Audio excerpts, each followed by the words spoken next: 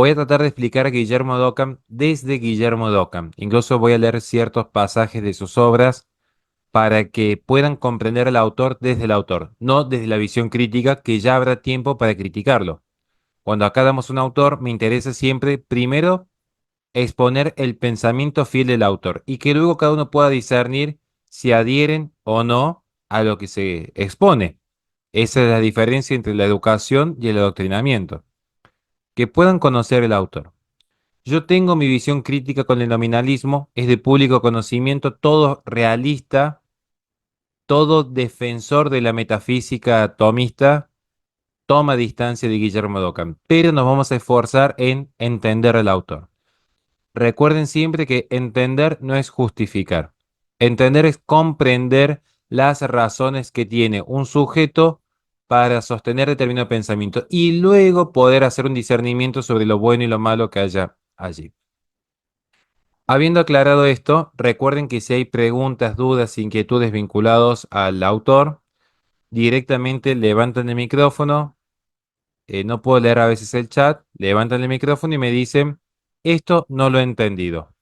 Y con gusto lo explicamos. ¿Estamos de acuerdo? Bien. Tenemos entonces que empezar, como siempre hemos hecho, con lo que es la biografía. Y la biografía, de hecho, van a ver que es muy compleja, es quizás de las más complejas que hay dentro de la historia de los filósofos. Guillermo de Ockham es considerado por muchos como el principal precursor de la modernidad. Me atrevería a decir que en cierto sentido es el padre de la modernidad, con todo lo que ello implica. Guillermo de Ockham se especula que nace hacia el año 1284-1285. No hay un registro cierto al respecto, se especula sobre todo por haber sido discípulo de Don Scotto, que posiblemente haya sido su fecha de nacimiento en el año 1284-1285. Pero hay quien incluso lo piensan que nació mucho antes. Fue un reconocido teólogo en su época, polémico. Van a ver que va a tener incluso sus problemas con la iglesia. Muchos lo consideran una especie de pre-reformador. Fue tratadista político, fue docente de lógica. eh, y ciertamente que si algo caracteriza más allá de su nominalismo, su acervo intelectual, es que ha sido un duro crítico, implacable para algunos, nefastos para otros, del poder temporal que tenían los papas en su momento. No podemos dejar de decir que fue uno de los pensadores más sobresalientes de la Europa occidental en la muy mal llamada Edad Media, ya una Edad Media que estaba abriéndose paso hacia la modernidad. Desde que fue llamado a la corte pontificia de Aviñón en 1324, acusado de herejía, la vida de este hombre se caracterizó por lo que era una denuncia constante de la corrupción existente en el papado y su apoyo político a lo que era el emperador Luis de Baviera. Y esta es una situación muy común y normal que creo que todos en algún punto la atravesamos. Sin ir más lejos, podría yo incluso hacer una autocrítica. Cuando ciertos, por ejemplo, personajes de las redes sociales salen a hacer una acusación que consideramos infundada, lo más natural es denunciar la corrupción que hay en ese ambiente. Y esto incluso lo que sucede hoy día, pueden verlo incluso como grandes hombres de fe actualmente excomulgados, por ejemplo, Vigano denuncia lo que es la corrupción dentro de la iglesia. Esto es un proceso natural, hay que entenderlo como sucede, es una respuesta natural, no estoy diciendo quién tiene razón, solamente expongo lo que aconteció hace 1000 años atrás, es lo que acontece en la actualidad, para que vean que nada ha cambiado en la historia de la humanidad. En ese sentido, ya hacia el año 1324, huyendo de la persecución de la que era objeto, se refugió en Múnich, donde allí fallece en esa ciudad alemana, em, símbolo de la finura especulativa de la última escolástica. Guillermo Dockham se convirtió al mismo tiempo en protagonista de primer orden contra lo que se conoce como un absolutismo teocrático medieval. Esto, hay mucha leyenda negra, por cierto, pero esto es lo que le da el salto a la fama dentro de la filosofía, sobre todo la filosofía crítica.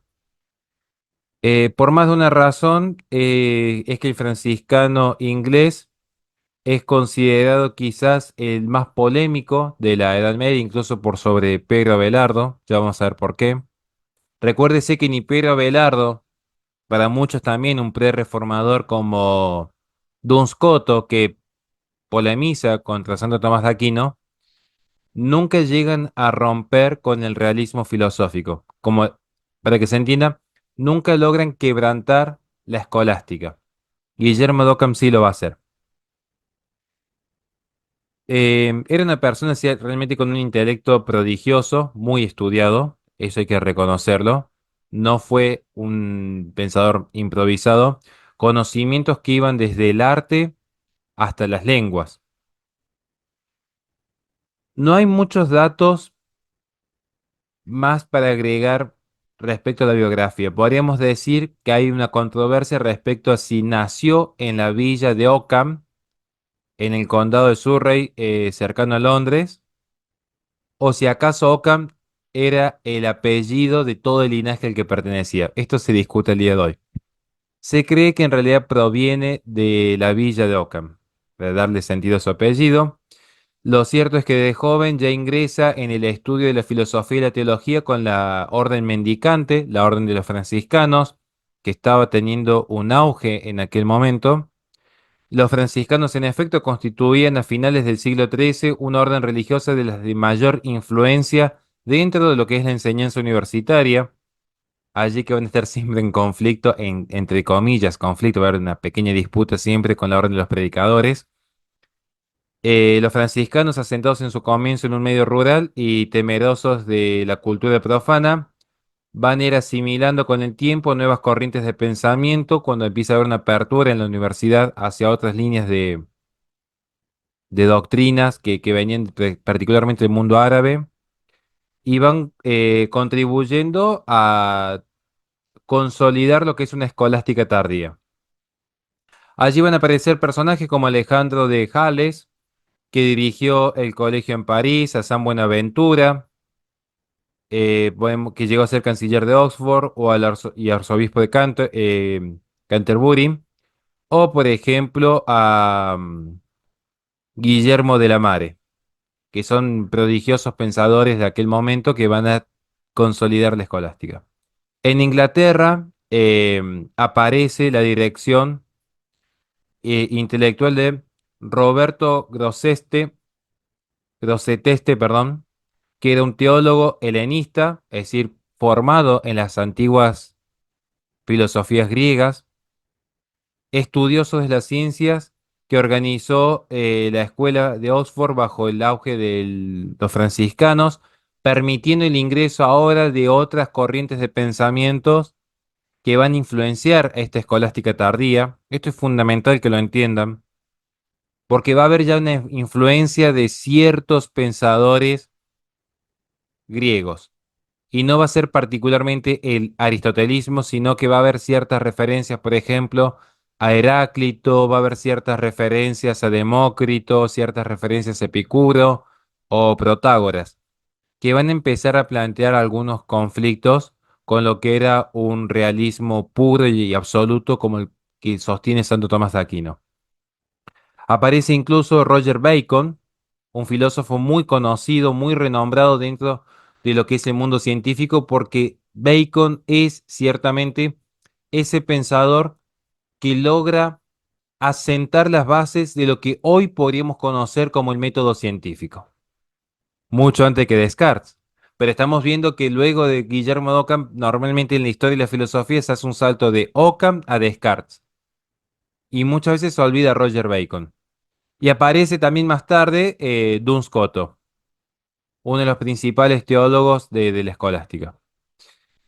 Bien, lo importante aquí es que nuestro autor hoy citado alcanza la maestría en artes, inicia sus estudios en teología, obteniendo el grado de bachiller en Oxford, donde va a tener la influencia de estos pensadores. En esta época muy fecunda para Guillermo de Ockham, se escribe Libro de las Sentencias de Pero Lombardo. Ahí me equivoqué, yo era Abelardo de Pero Lombardo, me retracto. En materia de teología, recuerde que Pero Lombardo fue muy controvertido. Repasen la clase que ya les di al respecto. Pero Lombardo fue muy controvertido, y no me refiero solo por su afinidad a las mujeres, sino por las cosas que llega a sostener en materia teológica. Escribe Guillermo Ockham también exposición sobre el libro de Porfirio. Ya les voy a leer un fragmento para que vean cómo escribía Guillermo de Ockham. Y comentario a los 8 libros de la física de Aristóteles. Nuevamente, esta influencia helénica que va a marcar en gran medida su semblante. En 1324 fue una fecha clave porque allí el Papa Juan XXII lo convocó a Aviñón para que respondiera a las acusaciones de herejía que se habían formulado contra él. Observen lo que tuvo que escribir como filósofo para ser acusado de herejía. Después de 3 años de escrutinio y juicio, la Comisión Pontificia dictaminó que de los 51 artículos sospechosos, 7 de los que él había escrito eran abiertamente heréticos. Dictaminó que 37 eran falsos, 4 eran ambiguos, temerarios o ridículos, y solamente 3 no censurados. Yo me imagino esa comisión pontificia, si tuviese que estudiar el día de hoy algunos escritos que salen de la propia iglesia, si dirían si son ambiguos o no. Pero bueno, lo vamos a dejar allí a la imaginación de ustedes, mis queridos llamados alumnos. La cuestión es que coincidió en el tiempo dicha persecución con el enfrentamiento que había entre los franciscanos y el Papa.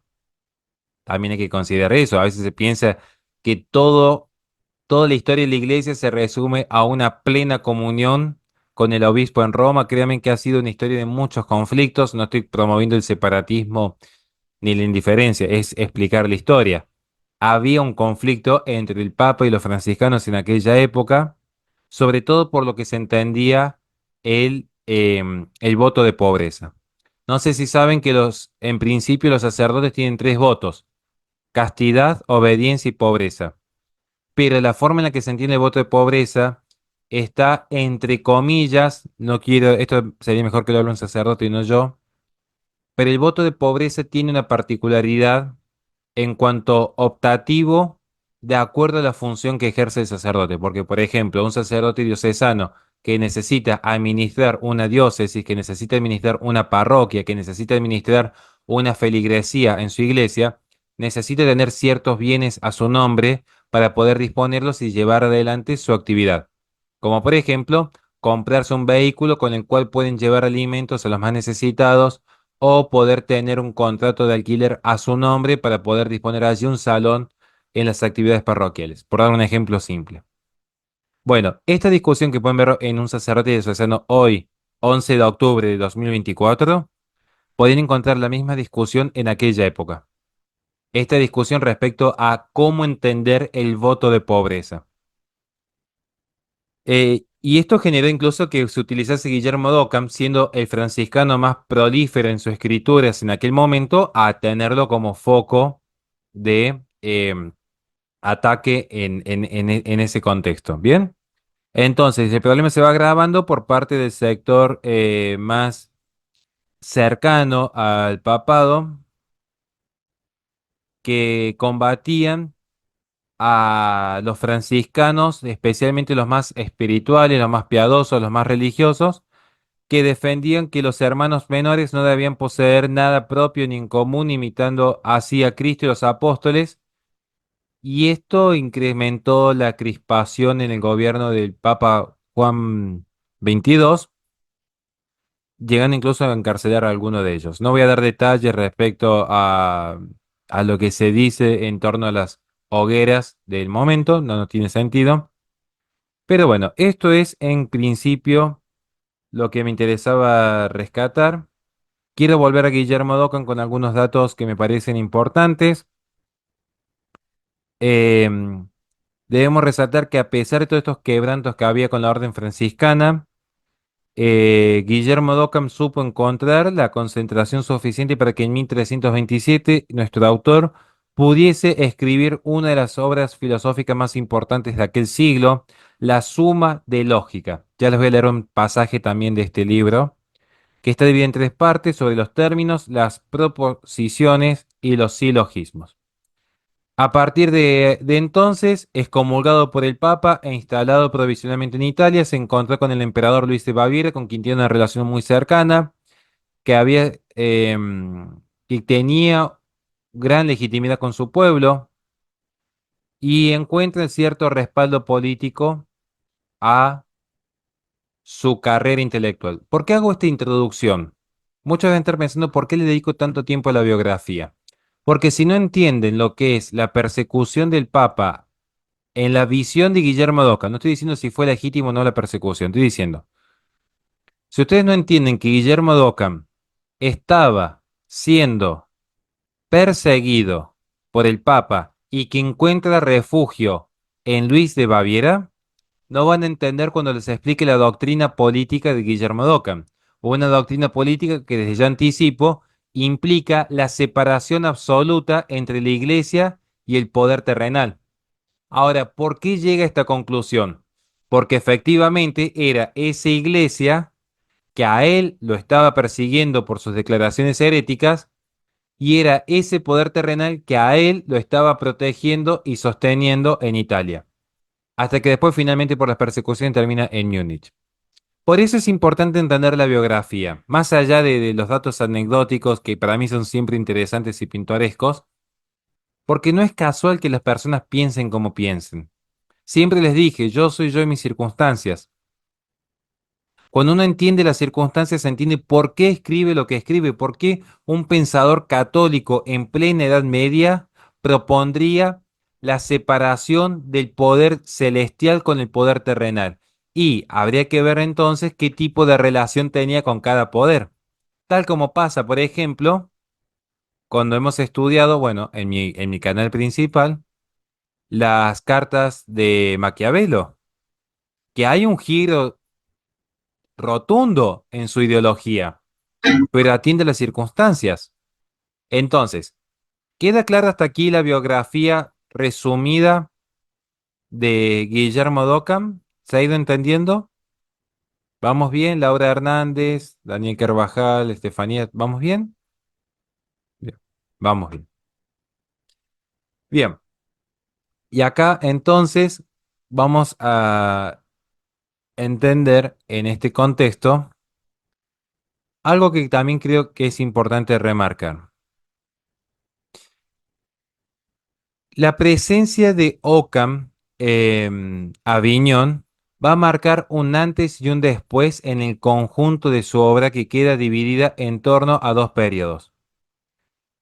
El primer periodo intelectual de Guillermo de Ockham, anterior a la estancia en Aviñón, se ocupa principalmente por el desarrollo filosófico y teológico.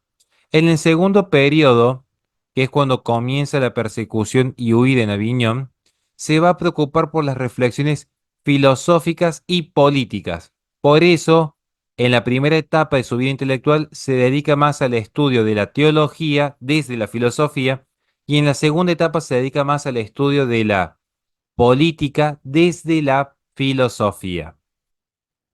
Por eso van a ver que es muy distinto lo que es el escrito a los comentarios a las sentencias de Pedro Lombardo, lo cual de cierto es lo que le vale la persecución de Luterel y el ser acusado de herejías. Y van a ver que luego termina en el segundo periodo ingresando, por ejemplo, a la discusión sobre la prevalencia que puede tener el poder terrenal o espiritual dentro del orden social. Esto para que simplemente comprendan lo que he intentado transmitirle. Bien, sigamos entonces con ustedes. Acá entramos en el aspecto estrictamente filosófico, para entender a Guillermo Dockham. Es más simple de lo que ustedes creen. De hecho, ese es el problema, que es demasiado simple. Razón y fe. Lo que sucede es que la posición que va a adoptar Guillermo Dockham respecto a lo que es la relación entre la razón y la fe, ya no va a ser una distinción entre ambas disciplinas y una concesión a cada una en un espacio particular de aplicación, como define Santo Tomás de Aquino. Donde Santo Tomás de Aquino, recuerden que entiende que razón y fe son distintas en sí, filosofía y teología son distintos en sí, pero que convergen en una última verdad. Recuerden algo que es importante que yo he marcado en algunos de mis vivos. Entiendo que muchos no lo pueden haber visto. Está bien que así sea. No quiero que pasen tiempo en YouTube, sinceramente. Pero la teología, a ver si alguien se anima a ayudarnos. ¿Desde dónde parte la teología? La teología parte de la verdad revelada. La teología, para hacer teología, tiene que presuponer que es verdad aquella revelación. Entonces, para hacer un desarrollo teológico, el objeto de base va a ser esta verdad revelada, la cual toma por cierto. Piensen, por ejemplo, el matemático. El matemático no indaga sobre la existencia de los números. Ya presupone que los números existen y sobre esta presuposición desarrolla su ciencia. Y en ese sentido, el teólogo parte de una verdad revelada. Y sobre esta verdad revelada empieza el desarrollo de su ciencia. El filósofo parte en considerar que existe una verdad, pero que no ha sido revelada, y que a partir de la razón natural se puede llegar a esta verdad. ¿Van entendiendo la distinción? No quiere decir que uno sea mejor que otro, es simplemente mostrar que son distintos caminos, que son distintas formas de ejercer el pensamiento. Bien, entonces, Santo Tomás de Aquino planteaba que si bien había una distinción, en esta distinción que había entre razón y fe, también iba a haber una complementariedad porque había una única verdad. Y a esta verdad entonces podía ser comunicada tanto a la fe como a la razón. Ahora, lo que plantea Guillermo Dockham ya no es solamente generar una distinción, pero también una concesión comunicativa entre razón y fe, sino que lo que va a hacer Guillermo Dockham es radicalizar la distinción y la independencia. Lo vamos a ver hacia el final. Lo que es materia de fe corre con una suerte distinta a lo que es materia de la razón. Es más, en este punto quiero remarcar que para Guillermo Dockham la razón ya no está al servicio de la fe. Y a su vez, la fe no necesita de la razón para poder esclarecer sus propios dictados, algo que sí sostenía, por ejemplo, Santo Tomás de Aquino, que la razón natural y la filosofía ayudan a esclarecer la teología y que la razón está al servicio de la fe. La fe depende estrictamente de la revelación, dirá Guillermo Dockham, por lo que la razón ya no tiene nada que decir, no tiene nada que añadir ni quitar. La razón no tiene nada que aclarar a la palabra divina. No sé, quizás puedo estar equivocado y espero que nadie se vaya a sentir aquí ofendido con lo que voy a decir, porque sé que hay gente de distintos credos, pero no sé si ustedes pueden ver que ya hay como una especie de principio de apertura a la reforma, donde ya se empieza a tomar distancia de estas ideas de la filosofía no tiene nada que aportar aquí. Aquí es la palabra de Dios, aquí es la revelación. No tiene que venir ningún magisterio, no tiene que venir ningún teólogo, no tiene que venir ninguna autoridad a decirnos cómo interpretar una verdad revelada. La verdad es revelada, la verdad por sí sola basta. La filosofía y los hombres nada nos pueden sumar. Bueno, no lo digo esto en sentido crítico, porque no saben que en este curso yo no hago proselitismo ni me interesa entrar en esas cuestiones, sino para que puedan comprender el contexto histórico.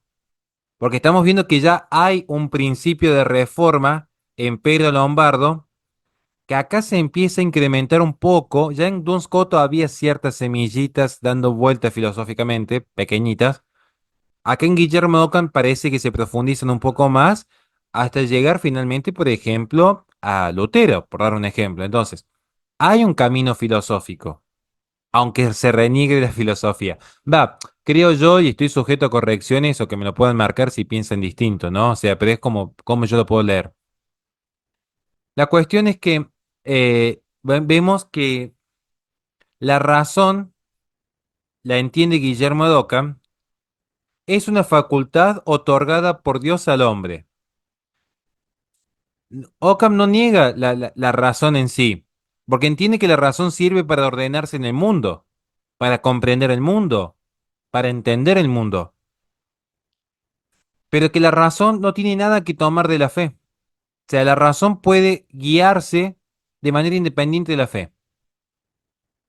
Entonces, acá esta distinción entre razón y fe se convierte en una separación e incluso, si alguien está tomando nota, les diría en oposición.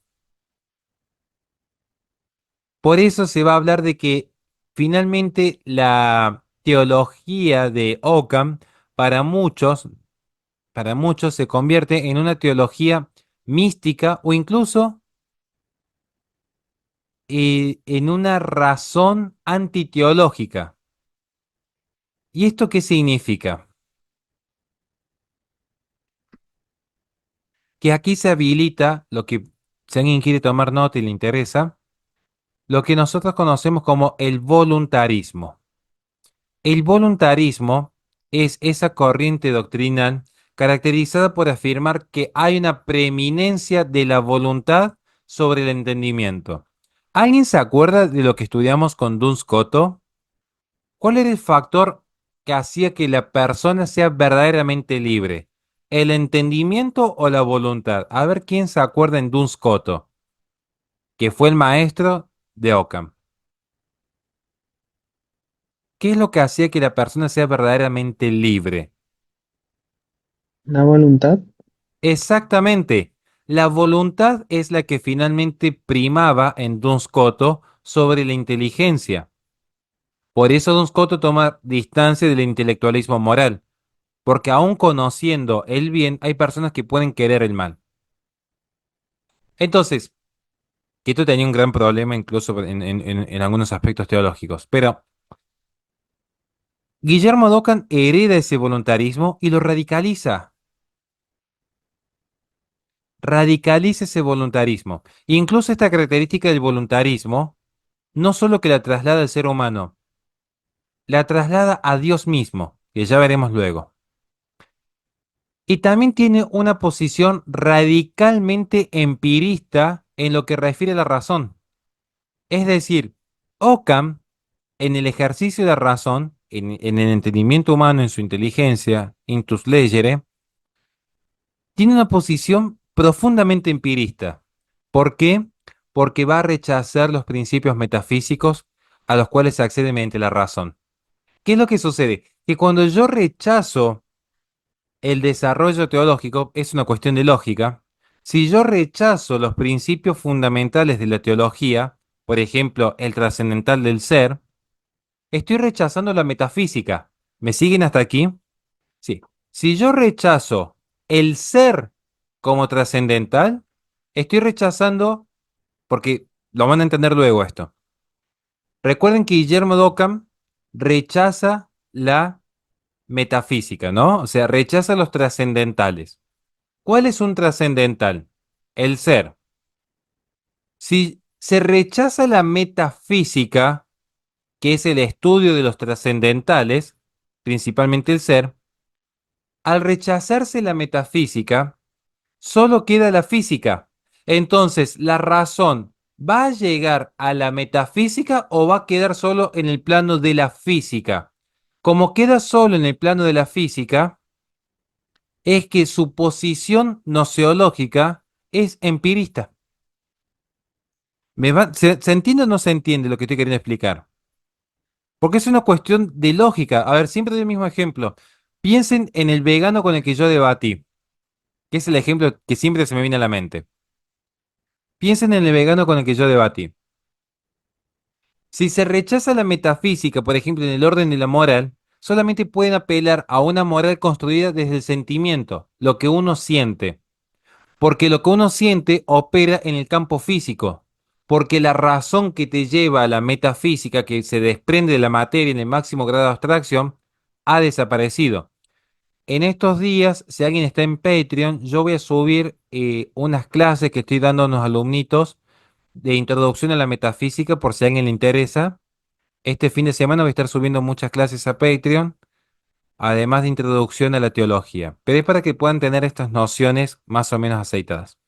Bien, entonces, lo que cierro con esto, si se corta la sala, recuerden que seguimos por el mismo link. Creo que estamos yendo bien con el tiempo, me parece. Pero la autonomía de la razón con respecto a la fe, em, esa autonomía que entendía Santo Tomás de Aquino, donde había una comunicación a pesar de la autonomía, en Guillermo de Ockham se convierte en una independencia absoluta. Absoluta. ¿Vamos bien hasta acá? ¿Están aburridos? ¿Les interesa?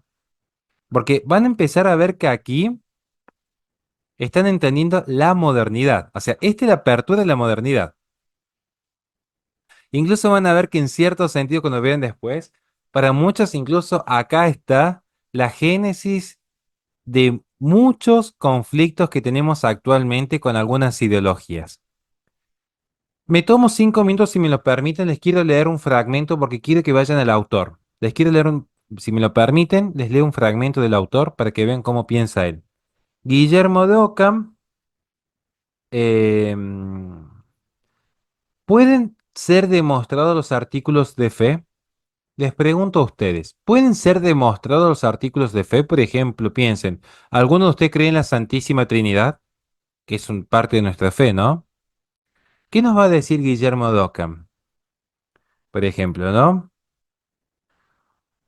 Quodi, quodi vetales question. No me acuerdo cómo se pronunciaba bien esto en latín, así que pido disculpas, porque esa obra no fue traducido el título. Cuestión 3. ¿Pueden ser demostrados los artículos de fe? Para la respuesta afirmativa, escribe Guillermo de Ockham, el artículo Dios es uno y trino es una proposición necesaria. Luego, o A, es conocido por sí mismo, lo cual no puede mantenerse, o B, se deduce de las proposiciones que son conocidas por sí y en consecuencia puede ser demostrado. Para la opuesta, un filósofo no puede conocer tales verdades naturales, luego, etc. Respuesta a la cuestión. Tesis 1.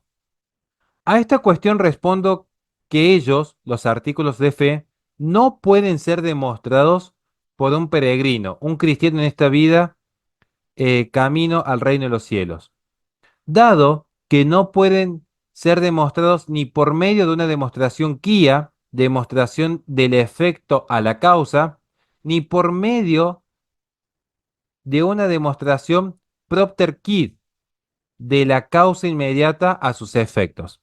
Tesis 2. En segundo lugar, yo mantengo que algunos artículos que formulamos ahora, de hecho, en esta vida, no pueden ser demostrados por un bienaventurado en el cielo mediante el concepto simple y adecuado que tiene de Dios uno que es feliz en el cielo. Respuesta al argumento principal. Al argumento principal respondo que no toda proposición necesaria es conocida por sí o es deducida de proposiciones que son conocidas por sí.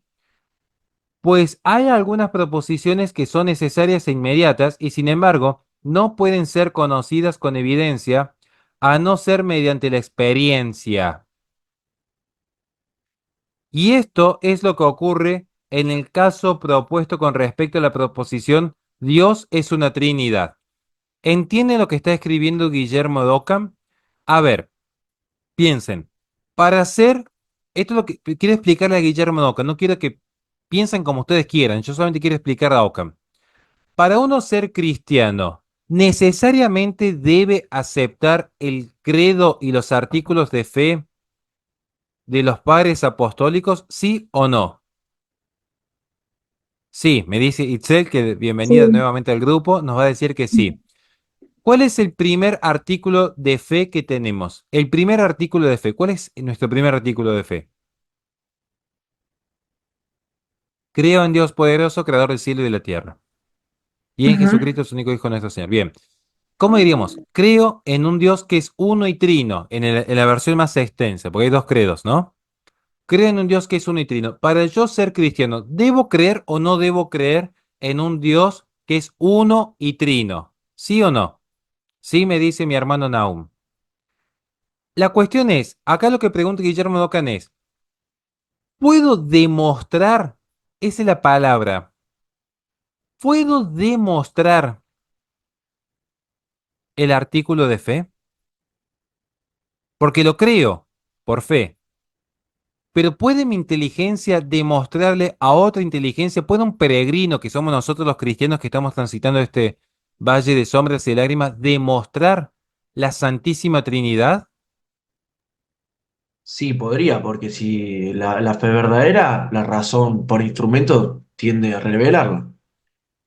Porque Matías Santagati, que es muy inteligente, ha leído a Santo Tomás de Aquino. O sea, de hecho, si ven, si alguno entra en mi Patreon, ahí tengo la explicación, de hecho lo voy a subir mañana a la clase de filosofía cristiana, donde ahí sí ya explico el cómo funciona el padre que engendra el verbo, y se explica, pero, y se demuestra incluso. Pero, ¿qué es lo que nos está diciendo Guillermo Docam? Está muy bien la respuesta de Matías Santagati. Claro, él es tomista, claramente, o sea, él es realista. Guillermo Dockham está diciendo que no.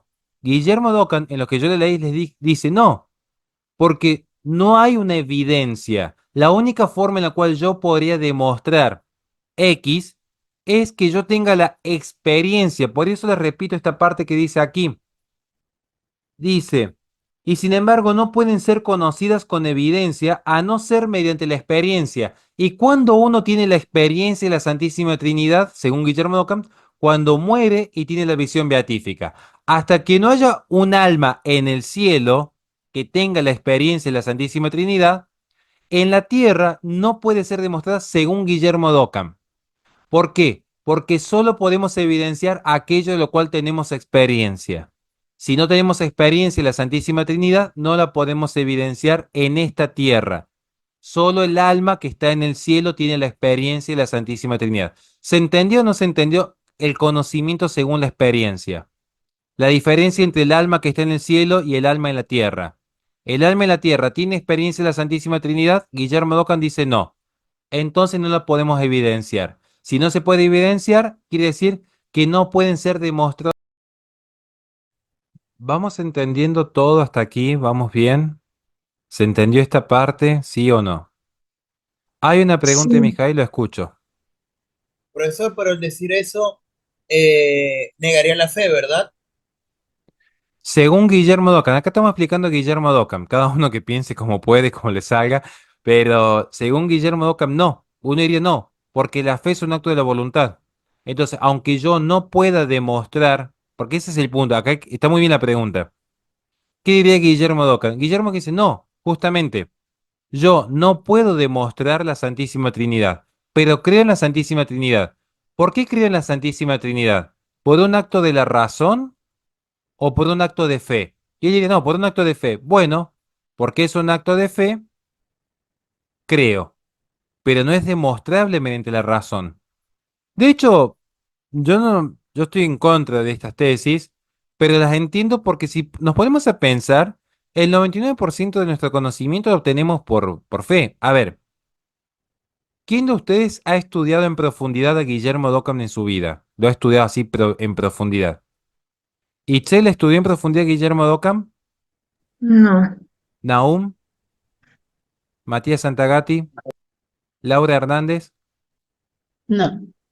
Y sin embargo, ¿ustedes tienen fe o no tienen fe en que yo sí lo he estudiado y lo estoy citando adecuadamente, que estoy tomando bien la cita de sus obras, que lo estoy explicando como se debe explicar? ¿Ustedes ponen fe en mí? Es una gran responsabilidad uno como docente. ¿Ustedes acaso cuestionan todo lo que le enseñó sus padres o tenían fe que sus padres no les iban a mentir? Que sus pastores o sacerdotes no les iban a mentir. Van a ver que mucho de lo que nosotros conocemos es un acto de fe. Y lo que realmente podemos decir, yo, esto para que entiendan a Ockham, cada uno sabrá cómo pensar, pero si se ponen a ver lo que realmente ustedes tienen conocimiento muy acabado y pleno, es de lo que han tenido la experiencia directa. Por ejemplo, se queman la mano con el cocinando. Bueno, ahí tiene un conocimiento directo, que el fuego quema, pero porque lo han experimentado. ¿Me van siguiendo? Entonces, de eso diría Guillermo Docam, bueno, allí sí hay un conocimiento de razón, porque lo has experimentado. Pero en materia de fe, ¿qué has experimentado de la fe para poder afirmar que puedes demostrar todos los artículos? A ver, voy a tocar un tema recontra controvertido. Nosotros los católicos, ¿creemos o no creemos los católicos en la asunción de la Virgen María? ¿Podemos demostrar la asunción de la Virgen María? Demostrar. No, pero lo creemos por fe. ¿Me van siguiendo? Esto es para que puedan, o sea, sé que hay un proceso, pero es para que entiendan solamente Guillermo Ockham, para que entiendan cómo funciona. ¿Vamos bien hasta aquí? Bien, fantástico. Sigamos entonces, porque tampoco queremos que se nos pase el tiempo. Y empezamos entonces con las grandes controversias. El Papa no tiene poder absoluto en las cosas temporales ni espirituales. ¿Por qué tenemos que hablar de esto? Para entender también el contexto del cual proviene Guillermo Docam, que va a hacer que dé este salto separando la razón y la experiencia propia del orden terrenal de la fe propia del orden espiritual. A ver si alguien ha estado atento a mi canal, a las cosas que yo a veces subo, a las cosas que a veces digo. ¿Qué autor tiene estas características? Fue empirista, recuerden, empirista. Fue inglés, igual que Guillermo Dockham, y consideró que era necesario que haya un divorcio entre el poder terrenal y espiritual, y que por ello era necesario que exista un contrato civil terrenal para asegurar el bien común de la población a partir de la experiencia, que es muy cercano en el tiempo a Guillermo Dockham, el primer gran contractualista, empirista y anglosajón. A ver si alguien lo recuerda. No, y ahí, Mijael, te pasaste, pero varios siglos con Rousseau, te pasaste varios siglos. Es empirista, ¿No aparte es Rousseau no era David anglosajón. Hume? ¿Cómo? David Hume. Era empirista, pero no fue contractualista. Estamos en la filosofía política. Y que consideraban el primero, el fundamental, que hereda todo lo que estamos viendo Locke. aquí. Thomas Hobbes. Locke. No, porque Locke era más naturalista, aunque también era empirista. Era Thomas Hobbes. Thomas Hobbes toma todo el conocimiento que estamos viendo aquí para desarrollar el Leviatán. Entonces, esta idea de poner en un freno a ciertos poderes tiene sus secuelas. Por eso dije, es el padre de la modernidad. Ya estamos viendo que no solamente que de Guillermo Dockham vamos a tener a David Hume como el máximo empirista. Vamos a tener también la filosofía contractualista de Thomas Hobbes. ¿Vieron la importancia que tiene Guillermo Dockham? ¿Están comprendiendo hacia dónde deriva este tipo de pensamientos? Y ni hablar cuando entendamos el porqué, que es donde yo quiero llegar hoy día. Permítanme que les lea algo que lo he tomado de sobre el gobierno tiránico del Papa. Claro, después no quería que los comulguen al pobre, ¿no? Pero me hace acordar a mí cuando por ahí nos largamos a hablar cosas que no tenemos que hablar y después uno dice, ¿para qué habré dicho lo que dije? Pero bueno, había que decir la verdad como viniese.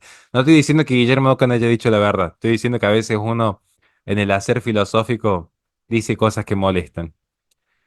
Dice Guillermo Ockham, el bien común se ha de preferir al bien particular. Piensen en Thomas Hobbes siempre. El bien común se ha de preferir al bien particular. Por eso, al poner Cristo a Pedro al frente de las ovejas, lo que principalmente quiso fue atender a las ovejas, no a Pedro. Pero si Pedro hubiese recibido tal plenitud de poder del mismo Cristo, no habría mirado fundamentalmente por sus ovejas, sino por sí mismo y su honor. Queda pues claro que Cristo no dio ni a Pedro ni a sus sucesores tal plenitud de poder.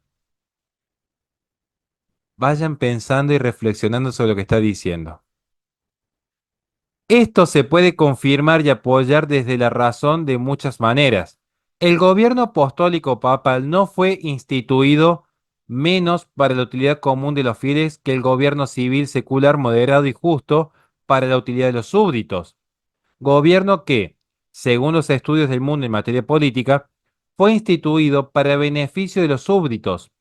Luego, el gobierno papal no fue instituido por Cristo para el mismo Papa, sino para los fieles. De todo lo cual se deduce claramente que el obispo de Roma, si quiere considerarse el primero entre los obispos, no debe buscar su propio honor diciendo que tiene toda la plenitud de poder sobre todos los fieles, sino que debe buscar la utilidad de los demás de manera que sólo se atribuya aquel poder para que se juzgue necesario y útil a los fieles, con lo cual ya no es tal la plenitud del poder. Pues, ¿qué sentido tiene imponer cargas pesadas, insoportables o apenas llevaderas sobre todos los débiles e imperfectos proclives a la impaciencia y la ira, por un señor que puede ser trono temerario, malintencionado y perverso como el Papa? ¿Y de qué le sirve tener por encima de ellos a quien de jure puede imponerles todo sobre sus hombros cargas insoportables? No entiendo, pues, el Papa poder dado por Dios, como ya hemos dicho, para destruir, sino para edificar a los fieles. Se sigue que el Papa no tiene de Cristo tal plenitud de poder. Hay más, el Papa, lo mismo que otros prelados de la Iglesia, no debe dominar sobre el clero, tal como lo afirma San Pedro. Apacentad no como dominadores sobre la heredad, sino sirviendo de ejemplo al rebaño. Luego, no tiene ni en las cosas temporales ni espirituales tal plenitud de poder. La verdad que es interesante, al menos en el contexto que él está escribiendo, la plenitud de la cristiandad, tales afirmaciones. Cada uno sabrá cómo interpretarlo, pero piensen siempre esto cómo ha influido no solo a el empirismo de David Hume, no solo al contrato social de Thomas Hobbes, sino incluso al propio Lutero. A ver, ¿hay alguno aquí que sea reformado entre los que me están viendo aquí hoy día? ¿Sí o no? Itzel sé que es una, Sí. Mijail sé que es otro, ¿no? Ustedes que conocen la reforma, ¿hay o no hay, según ustedes, cierta influencia de Guillermo de Ockham a lo que luego sostendrían, por ejemplo, los reformadores? No estoy diciendo que esté ni bien ni mal, estoy diciendo simplemente la carta que escribe Ockham. ¿Ven o no ven cierto paralelismo? Sí, Guillermo de Ockham influyó en Lutero, ¿no? Es lo que tengo yo entendido. Eso lo puede Ajá. interpretar cada uno. Yo estoy leyendo textualmente lo que dice Guillermo de Ockham. Luego puede ser que alguno diga tiene razón u otros digan no, está exagerando porque no es que el Papa tenía tal poder. Bueno, esto es discutible. Podemos después debatir y decir cuál era el verdadero poder que tenía el Papa. ¿Había o no había corrupción? ¿Había o no había abusos? Esto es discutible, pero estamos viendo la influencia filosófica. Habiendo establecido ya este punto, vamos a entrar entonces a entender ahora ya directamente lo que es esta noción del empirismo de Ockham. ¿Estamos de acuerdo? ¿Se va entendiendo todo hasta aquí? Nahum, ¿vamos bien? Mijail, Itzel, ¿vamos bien? Sí, Yo tengo una Sí. pregunta, no sé si me salgo un poquito. Hay una parte en las escrituras donde Pablo habla que en parte profetizamos, en parte conocemos, ¿no? Y pero que va a llegar el día en el que pues ese en parte ya no va a existir. ¿Cómo lo podríamos interpretar en la luz de la filosofía realista? Si estamos partiendo de que, Los límites por del ejemplo, conocimiento. Ujú. Los límites del conocimiento. Por eso lo explica Santo Tomás de Aquino. Nosotros cuando O sea, conocemos, y yo les voy a pasar luego la clase, Nosotros empezamos conociendo siempre el ente accidentado. No me quiero desviar ahora, porque sería muy largo de explicar, pero nosotros conocemos el ente accidentado por sus accidentes. Y en un proceso de abstracción vamos conociendo finalmente las causas últimas. Últimas en el orden del saber, primeras en el orden del ser. Entonces usted ve una manzana, ve el objeto individual, ve el accidente, cantidad, cualidad, relación, pasión, ubicación, lugar, hábito, etcétera. Pero luego usted hace de esa sensación que tiene, porque tiene una percepción por sus sentidos, usted utiliza la imaginación porque genera una imagen. Y esa imagen usted la recuerda en la memoria. A partir de este conocimiento sensible, su razón como potencia operativa del alma, su razón lo que va a hacer es poder trasladar la forma, porque ¿qué es lo que es el conocimiento? Tomar la forma sin la materia. Entonces usted traslada la forma que ha conocido, sin los accidentes, la forma pura de la manzana, a cualquier otro objeto que conserve la forma. Entonces usted tiene una manzana verde y dice, es una manzana verde. Cambió el accidente, pero sigue siendo manzana. Y aunque usted no sepa definir con sus palabras qué es una manzana, por esencia, por concepto, por naturaleza, puede distinguir una manzana de una banana. Entonces, en parte conocemos, claro, porque estamos limitados en el conocimiento. Pero ¿qué va a suceder cuando nos desprendamos del orden material y nuestra alma llegue a la visión beatífica? Ahí tenemos la plenitud de la ciencia, como la tuvieron los ángeles cuando superan la prueba. Por eso le invito a Itzel, si quiere, vuelva a ver el documental que yo hice de los ángeles hace poco, porque ahí también explico en profundidad cómo es el conocimiento del hombre y cómo es el conocimiento de los ángeles. Y los hombres, cuando tienen la visión beatífica, en ese sentido, análogamente, llegan a esa plenitud por la visión beatífica, porque conocen la verdad última. Y en la verdad última ya no hay preguntas, en la verdad última ya hay contemplación, porque ya no hay más nada que indagar, ya no se puede ir más allá de esta última verdad que es Dios. ¿Estamos bien hasta allí? Bien. Si hay más preguntas, recuerden hacerlas sin ningún problema. Empirismo. Occam fue ante todo un pensador interesado por la lógica, docente de lógica. Lo bueno es que yo soy profesor de retórica. Entonces, a mí me pueden decir que soy sofista, pero nunca que soy promotor del nominalismo ocaniano. Fue docente de lógica. Es como que la filosofía hace un poquito de daño, ¿no? A veces. Un poquito de filosofía está bien, ya mucho cuando te pasas de raya, terminás haciendo desastres dentro de la iglesia. Entonces, la cuestión es que fue interesado por la lógica, docente de lógica, de hecho, y dentro de este campo va a desarrollar sus estudios en filosofía y teología, toda la luz de la lógica. Media rara esta lógica, pero bueno, está bien, a la luz de la lógica. Como punto de partida podemos considerar la visión formulada por uno de los predecesores que tuvo, Pere Hispano. La dialéctica es el arte de las artes y la ciencia de las ciencias. Sobre el tema sobre este tema es que se basa Guillermo Ockham para escribir Suma de Lógica. Yo tendría que en algún momento de mi vida escribir la suma de los superhéroes y hacer todo un tratado así filosófico de los superhéroes de los cómics, de Marvel, estoy pensando, por ejemplo, ¿no? Pero bueno, cuestión que como no soy Guillermo Doca, no sé si voy a poder escribir alguna suma. Y empieza acá también a escribir lo que es el compendio de lógica, tratado y medio de lógica, introducción de la lógica, sobre las categorías, interpretaciones y refutaciones sofísticas de Aristóteles. Tiene una extensa obra en ese sentido. Cuestión, que se va a distanciar de la lógica aristotélica. Acá presten atención y tomen nota. Se distancia de la lógica aristotélica y se centra, y acá les pido que presten atención y se pongan serio un instante, se centra ya no en la lógica aristotélica, sino en los signos y la significación. ¿Quién es el autor del siglo XX que dice que hay que deconstruir la lógica aristotélica y centrarse principalmente en el lenguaje? Derrida.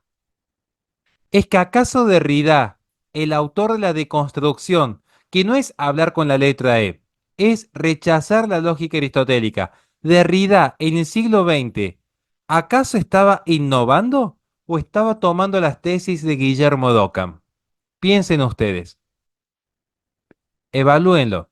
Lo que nos está diciendo Guillermo d'Occam es que ya no hay una lógica trascendental como puede ser la de Aristóteles. No, que todo se reduce a signos y significación. Esto es lenguaje.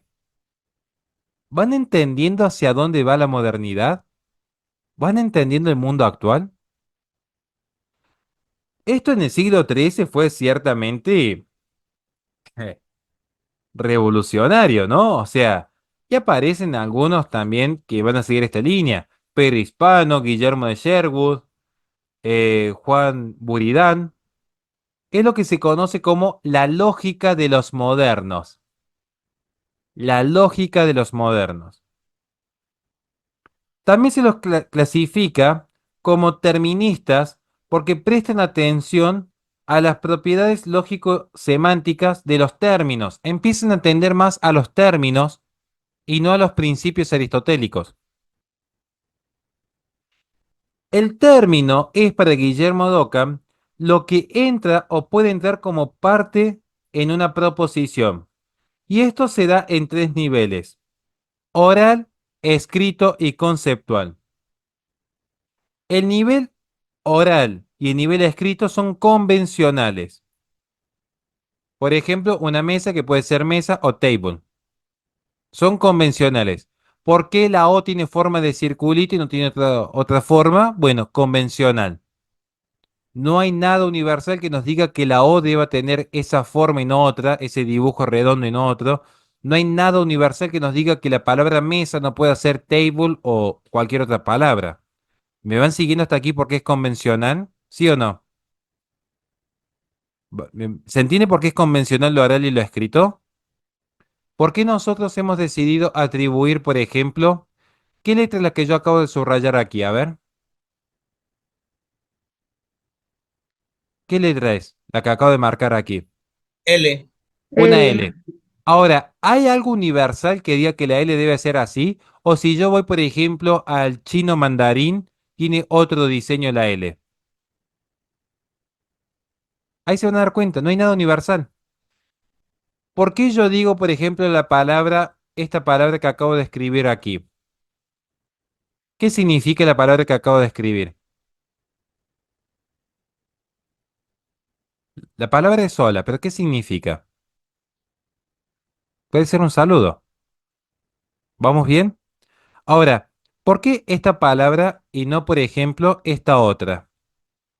Siendo que significan lo mismo. ¿Por qué hola y no hello? Simplemente por convención. Entonces, lo oral o lo escrito es convencional. ¿Por qué es convencional? Porque simplemente nos ponemos de acuerdo en cuál es el signo y cuál es el significado o significante. ¿Me van siguiendo hasta aquí o no? Bien. Por eso le podemos decir caballo en castellano o horse en inglés. Por eso podemos decir hola o hello, manteca o butter. Sin embargo, lo que importa acá es el término conceptual, que también llamamos signo natural, que es aquello que se forma en la mente considerando lo que es la significación lógica que designa directamente el objeto. Recuerden lo que les acabo de explicar ahora a Excel. Cuando tomamos la forma así en la materia, esa imagen que hemos creado de la forma pura, ese concepto, es lo que interesa en este punto. Para que lo puedan entender. A ver, a ver cómo nos organizamos aquí. Esperen que pienso cómo explicárselos. Necesito que todos me digan si realmente han entendido por qué lo oral y lo escrito es convencional. ¿Sí o no? ¿Se entendió? Bien, se entendió. Fantástico. Porque si no, no puedo avanzar, porque necesito saber que sí o sí se entendió. Bien. Ahora, ¿cuál es el concepto que interesa aquí? El conceptual. Miren, Voy a dar el mismo ejemplo que doy siempre porque es el único que se me ocurre. Después me andan diciendo por ahí que lo hago de soberbio porque me tomo de ejemplo. Pero bueno, es el mundo de las redes permite cada animal opinar. La cuestión es la siguiente. Mi hija, por ejemplo, no sabe todavía definir qué es un chancho. No lo sabe definir, ni siquiera sabe decir la palabra chancho. Sara todavía no sabe decir la palabra chancho. Pero ve un chancho en una imagen o en la vida real y le dice oin, oin, oin, o le hace oh, porque así hacen los chanchos, ¿no? Hacen un ruido medio raro. Porque conceptualmente lo distingue. Entonces, cuando se le presenta un perro ante mi hija, le dice no, babau, porque no le gustan los perros. Pero resulta que no lo sabe definir. Es decir, no ha internalizado todavía lo que son los signos convencionales. Decirle chancho al chancho. ¿Cómo le dice el chancho? Oin, oin. Rompe con la convención del castellano, pero conceptualmente sabe que aunque haya un chancho más grande, más chiquito en una imagen o lo que sea, es un chancho. ¿Por qué? Porque independientemente de los accidentes, conoce el concepto, aunque no es lo mismo que la definición. Por ejemplo, Itzel Vera posiblemente no me sepa definir a mí qué es un humano. Posiblemente no sepa definir Nahum acabadamente qué es una biblioteca. Quizás Eduardo no sepa definir de manera precisa y sin ambigüedad qué es un auto. Y sin embargo, los tres pueden diferenciar rápidamente cuando ven, aunque un auto, no importa de qué color sea, una biblioteca, no importa qué tamaño tenga, o una persona, independientemente de qué sexo posea, porque conceptualmente internalizamos la esencia. ¿Se entiende el punto del concepto o no? Entonces, sepan diferenciar. Una cosa es la definición, cuando yo me voy a la RAE, que tiene ambigüedades, zonas grises, límites. Otra cosa es el concepto, que es cuando la inteligencia ya ha captado la esencia y permite distinguir qué es de lo que no es. Por ejemplo, yo no sé definir qué es un humano, pero rápidamente veo una persona y la distingo de un animal. Aunque no sepa definir. Yo no sé la definición de gato, pero yo sé que si tiene ciertas características que responden a su esencia, es un gato y no es un perro. ¿Me van siguiendo hasta allí o no? Bien, esto es un principio fundamental del conocimiento. Perdón que me pongo loco cuando explico, pero es porque soy apasionado. No es que esté enojado. Entonces, los términos, nos va a explicar Guillermo Dockham, se dividen en aquellos que tienen un significado preciso, llamados categori- categorimáticos, no me sale la palabra, pero bueno, categorimáticos, que son los que tienen un significado preciso. ¿Vamos bien hasta allí? Como caballo, tiene un significado preciso. Y hay otros términos que son sin categorimáticos, que solo en unión con los términos anteriores tienen significado definido, como por ejemplo todo o alguno. Para que entiendan, si yo digo la palabra caballo, ¿pueden intentar definirla sí o no? Uno diría sí. Si yo aún le digo, dibújeme un caballo, ¿él podría dibujar un caballo? Sí. Bueno, no, pero sí, vamos a hacer cuenta que sí. Si yo le digo a Matías Santagati, ¿usted puede alcanzarme un vaso? Él podría hacerlo. ¿Se sigue? Porque tiene un significado preciso. Ahora, si yo le digo a Naum, dibuje todo. Qué difícil, ¿todo qué? O yo le digo a Matías Santagati, alcánceme alguno. Y él me diría, ¿alguno qué? Bien, entonces necesitamos otro término. ¿Van entendiendo acá la distinción lógica que se está haciendo? Bien. Entonces, acá vemos que hay elementos que se integran de las proposiciones y que en estas, donde los términos adquieren su significado de representación, es lo que Guillermo Dockham llama cuando un término en una proposición está en lugar de alguna cosa. Una suposición. ¿Qué es lo que es una suposición? Cuando tenemos que hay un término en una proposición que está en lugar de alguna cosa. Guillermo Dockham entonces distingue tres tipos de suposiciones.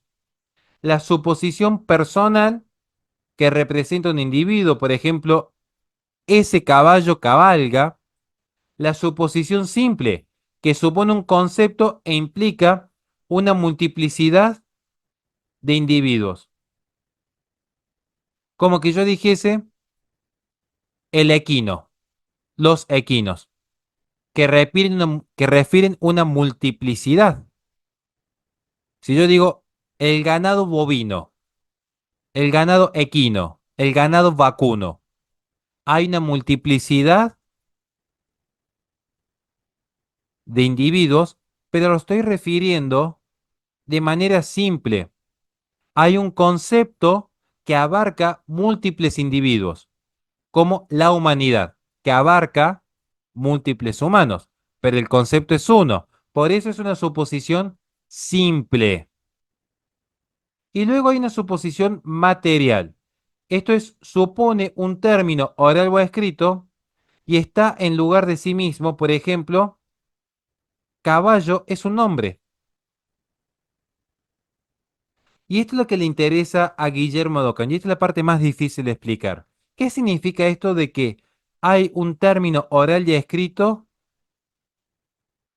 y está en lugar de sí mismo?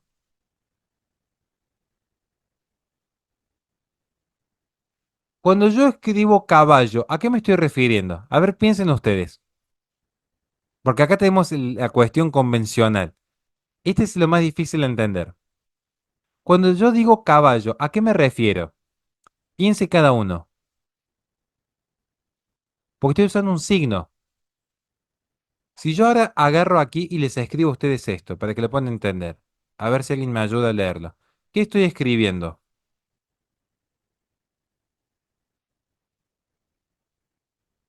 ¿Qué estoy escribiendo ahí? Caballo. Bien, estoy escribiendo caballo. Ahora, esto, ¿qué está suponiendo? Esta es la pregunta. ¿Qué está suponiendo en el orden material? ¿Qué está suponiendo en el orden material? Un animal de cuatro patas que sirve como montura. Exactamente, ahí está la definición. ¿Se entiende? Eso es lo que estoy diciendo. Esa es la referencia material. ¿Por qué? ¿Por qué es material la suposición? Porque está escrito o está hablada. Así de simple. Entonces, cuando yo escribo un signo o cuando yo hablo, cuando yo digo la palabra caballo, me estoy refiriendo a una realidad material. La estoy suponiendo. ¿Se entiende? Estoy trayendo aquí esa realidad material a nuestra conciencia. ¿Qué es lo que le interesa a Guillermo Dockham? La suposición personal. Entonces, ¿por qué es importante este punto? Porque la suposición personal, recuerden, es la que representa a un individuo, representa a un individuo concreto, porque Guillermo Dockham basa toda su lógica en el individuo. Y ahora van a entender por qué. Ahora van a entender el por qué. Vamos bien con el tiempo. ¿Estamos bien hasta acá? ¿Están muy aburridos, muy cansados o nos da para seguir un ratito más? ¿Vamos bien? Sí, maestro, Sí. maestro, Y- actualmente se está distorsionando toda la gramática, no sé con qué fin, pero esas bases ya las tenemos desde hace tiempo, ¿no? Eh, de que entendemos los conceptos, pero actualmente se está con esto de la ideología y el cambio del todes y todo eso de la forma de expresión. ¿Esa con qué finalidad viene? No sé si caiga a mencionarse, porque pues eso está generando una confusión a nivel pues mundial, porque se está queriendo imponer ese tipo Ahí vamos de a llegar. ideologías. Sí, pero ahí Y, vamos a llegar. y, Porque y, perdón, sí, Guillermo, lo que me está mencionando, él puso esas bases muy concretas y muy claras. Entonces, para poderlas quitar completamente, pues sí es ilógico, pues, lo que se está viviendo actualmente, perdón. Nada más ese comentario, gracias. No, no, está bien. Y ya vamos a llegar. La finalidad, eso no puedo juzgar yo los corazones, pero vamos a entender también la base filosófica para que cada uno lo pueda analizar, digamos, ¿no? ¿Por qué me interesa que nos podamos detener aquí, en este punto de las concepciones más personales, de la suposición personal? Miren, en primer lugar,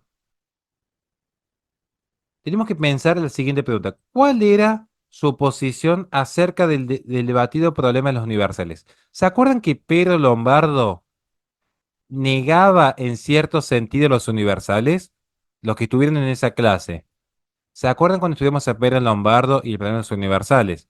Se discutía, ¿los universales existen o no existen? ¿Son o no son? Res, unum, aliquid, bonum, pulcrum y verum. ¿Existe un trascendental como varón, mujer, humanidad? ¿Existe o no existe el trascendental ser, el bueno, lo bello, lo verdadero, la unidad? Guillermo Dockham critica con dureza la teoría realista según la cual los universales eran sustancias existentes fuera del alma. Por eso le dije que él hace una lógica personalista. Él dice que no existen los universales como sustancias fuera del alma. De ser así, él escribe y cito, debería más bien pertenecer a la esencia individual y en consecuencia un individuo resultaría compuesto de realidades universales, por lo cual él sería al mismo tiempo singular y universal. ¿Qué nos está diciendo Guillermo Dockham?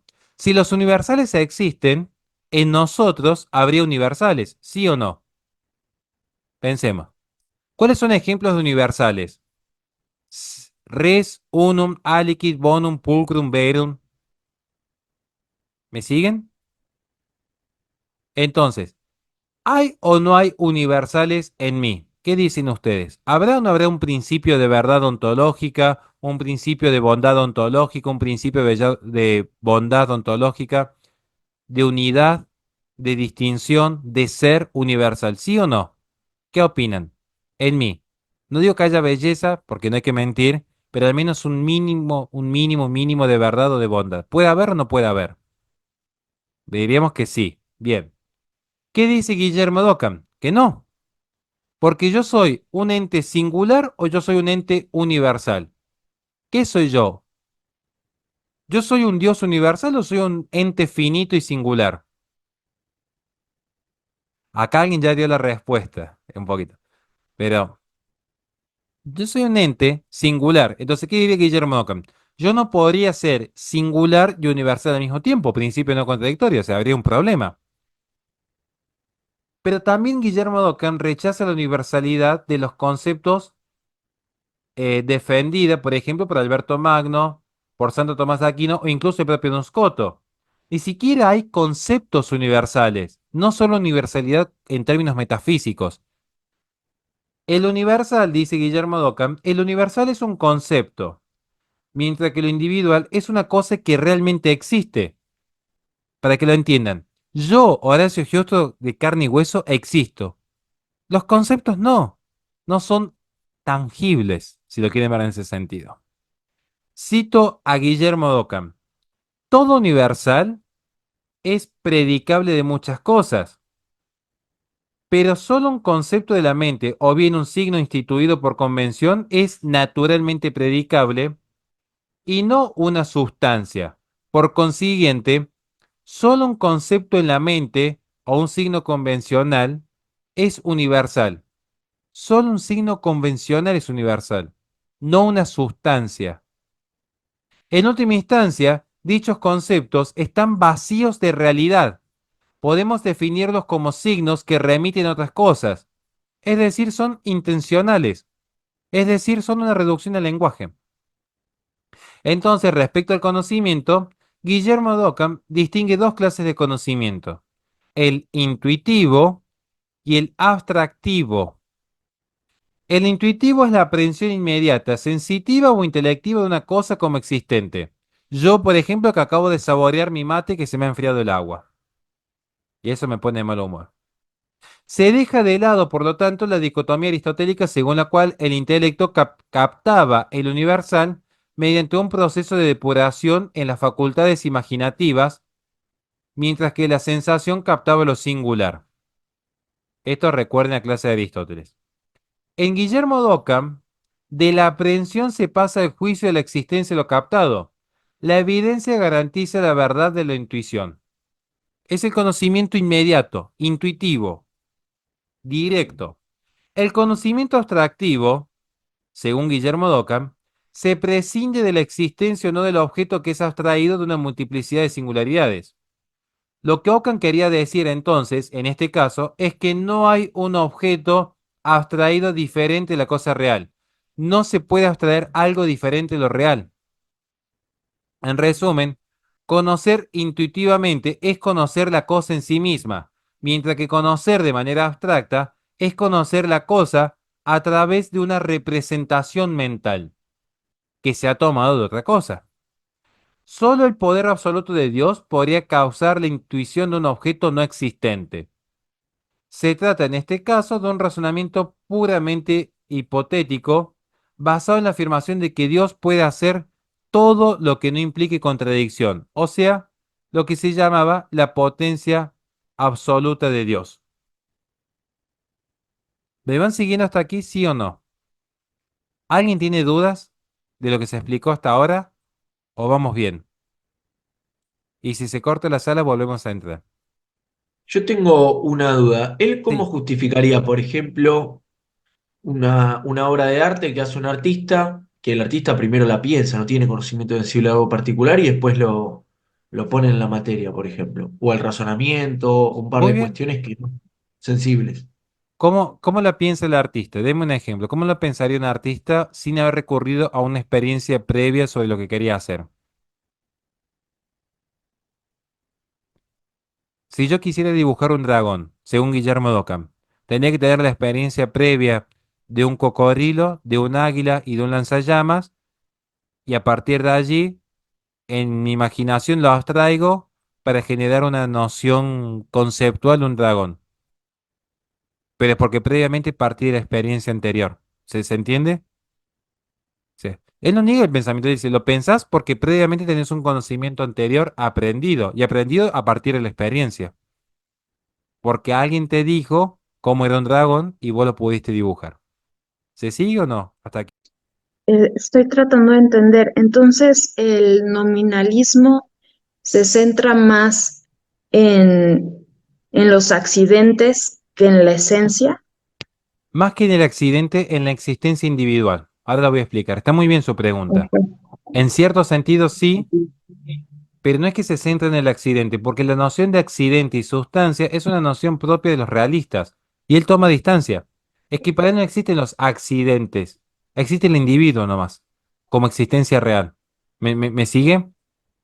Él lo que está haciendo es Sí, negar ahí la voy, ahí categoría voy. trascendental Ujú. de la sustancia, por ejemplo. A ver, para que lo podamos entender.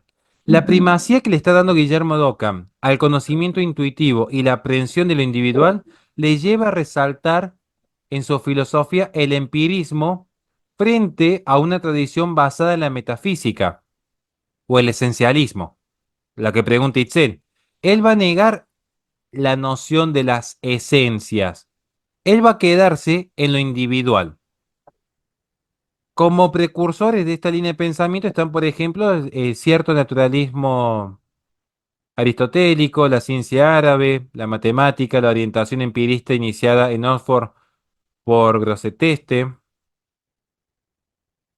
Hay una tradición previo que lo lleva a Guillermo Ockham a tomar estos puntos, ¿no? Pero, ¿qué es lo cierto aquí? Que el autor introduce este tipo de reflexiones a partir de un principio de economía del pensamiento. Así como existe hoy la economía del lenguaje, él plantea el pensamiento en una noción económica, es decir, lo que conocemos como la navaja de Ockham. Esto de hecho es una pregunta de examen para lo que hagan la carrera de filosofía. La navaja de Ockham, que consiste, a partir de lo que encontramos en sus obras, como principio, y cito, no hay que poner la pluralidad sin necesidad. No hay que postular entidades innecesarias.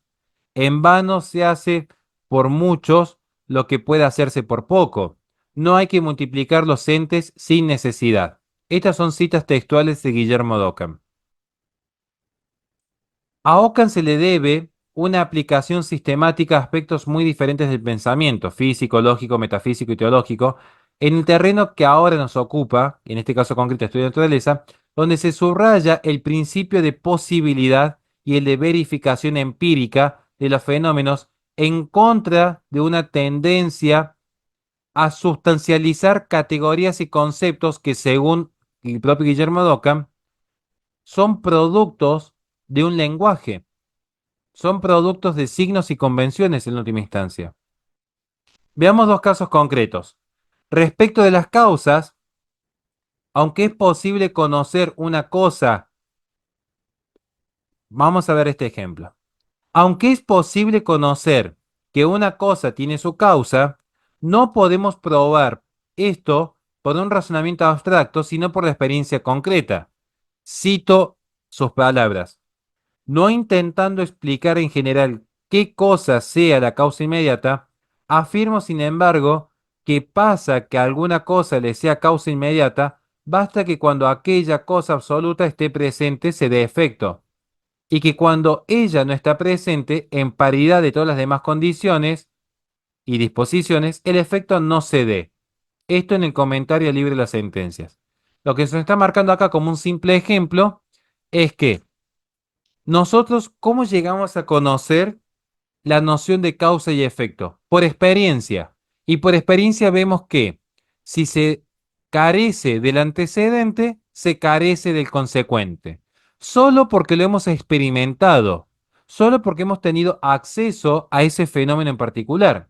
Entonces, lo que dice Ockham es, no hay que multiplicar los entes. No podemos hablar de principios metafísicos universales que no son evidentes por sí. Tan solo evidenciamos la experiencia concreta que nos permite inducir ciertas reglas lógicas. Bien, no quiero aburrirlos con otros ejemplos porque no creo que sea necesario. ¿Se va entendiendo lo que es este punto o no? Antes de proseguir y terminar la clase, ¿se entiende o no se entiende? ¿Por qué le está negando los universales? ¿Por qué niega los universales? Porque considera que no tienen existencia por sí, que lo que existe por sí es el ente singular e individual. Por eso él basa una lógica de suposiciones a nivel personal, lo individual, como vimos recién. Ni lo material ni lo simple, lo personal, lo individual. ¿Se entiende o no? Eduardo, Matías, Laura. Sí, yo, maestro.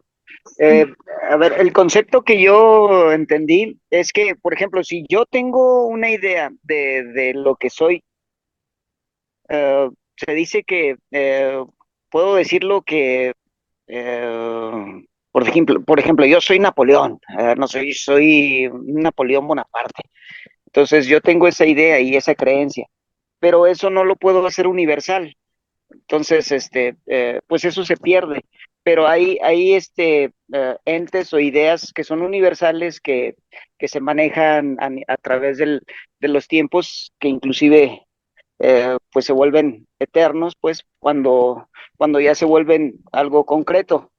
Pero mi idea personal, pues sí, llega al límite, a nomás lo que yo creo, que inclusive puede ser hasta un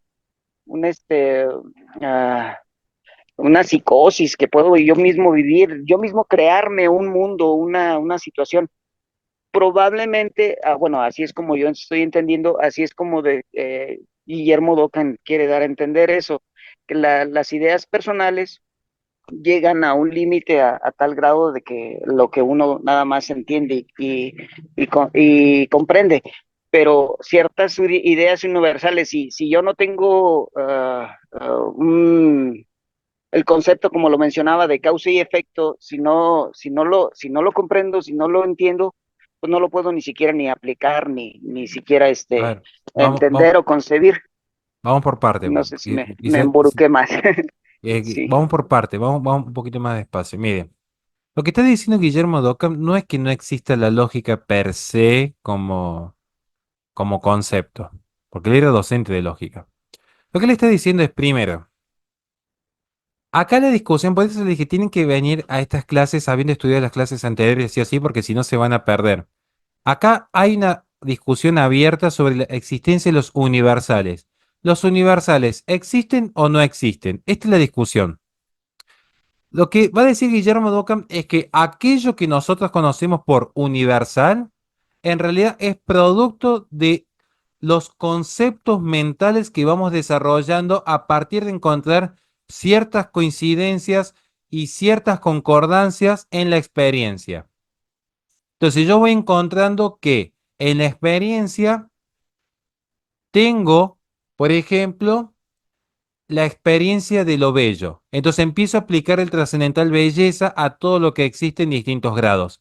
Pero no es que la belleza por sí misma exista como universal, sino que es el concepto mental del hombre que se va trasladando a las cosas que existen.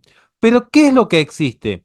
¿Existe la belleza o lo que existen son entes individuales a los cuales el hombre conceptualmente les aplica el concepto de belleza? Por eso les hablé del concepto. Lo que dice Guillermo Dockham es que el hombre aplica conceptos, como la matemática o la lógica.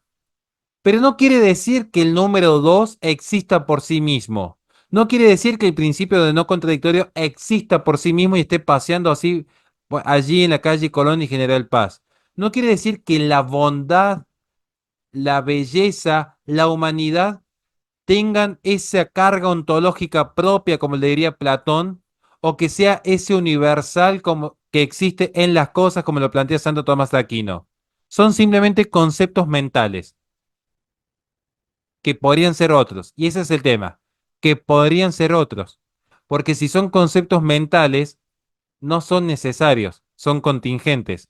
Vuelvan a ver la clase de Don Scott, la diferencia entre necesariedad y contingencia. Él está diciendo, están como concepto mental, pero pueden estar otros. Nada impediría que fueran otros. Las categorías. No hay categoría universal. Terminan siendo en última instancia terminan siendo categorías convencionales, en última instancia, si uno profundiza. Para que lo puedan entender, les voy a leer directamente a Guillermo Dockham. Quizás es mejor leerlo a él y que ustedes saquen sus conclusiones. ¿Estamos de acuerdo? Leemos un poquito de Guillermo Dockham para terminar. Miren, los universales solo existen en el entendimiento. Recuerden, acá la discusión es, ¿existen fuera del individuo? ¿Hay una belleza objetiva fuera del sujeto? ¿O la belleza, la bondad y la verdad existen en el sujeto? Esta es la pregunta. ¿Qué nos va a decir Guillermo Dockham en su libro Exposición sobre el libro de Porfirio de los Predicables? Capítulo primero, traducción de Clemente Fernández.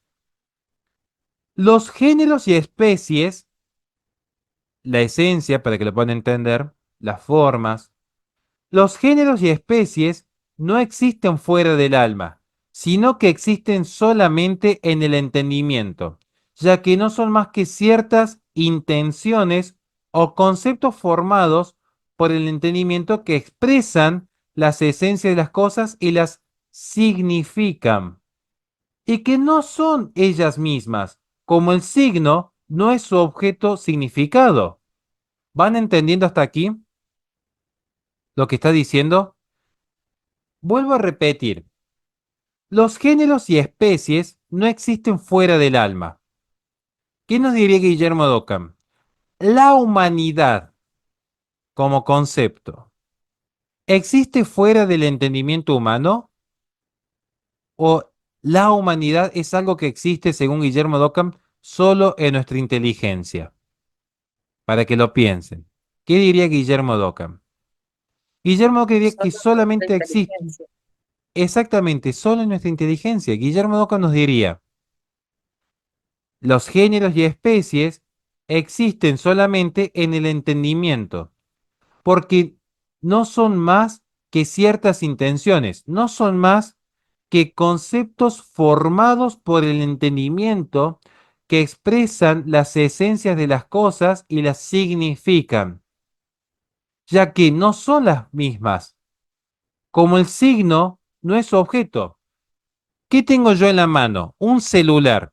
La palabra celular, el concepto de celular, ¿es este objeto o es cómo mi intelecto se intenciona, genera una tensión, se dirige hacia el objeto?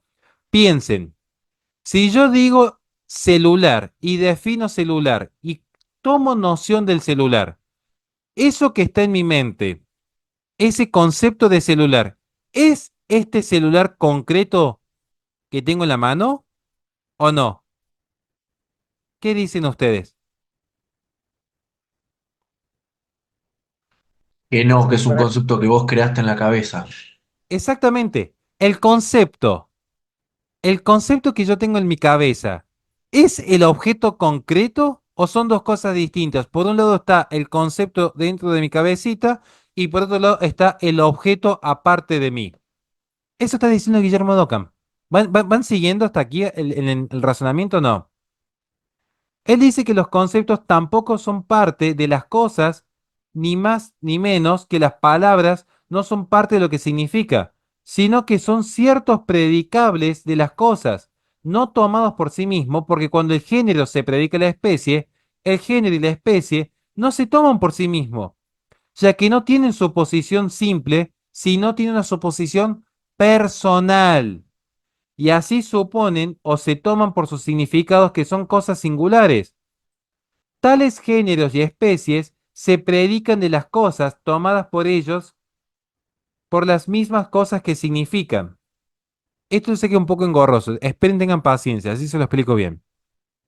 Sin embargo, aunque eso también está en el entendimiento, son, según la mente de los filósofos y la realidad, los géneros y las especies también pueden ser llamados géneros y especies, además de ellos, las palabras mismas a ellos correspondientes, ya que todo lo que es significado por la intención o el concepto en el alma es significado por la palabra y viceversa.